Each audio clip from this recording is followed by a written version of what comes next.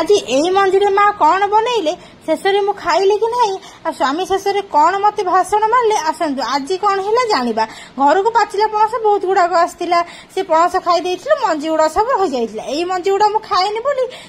बोली आमर किसी हुए कि माँ मोर सब भजा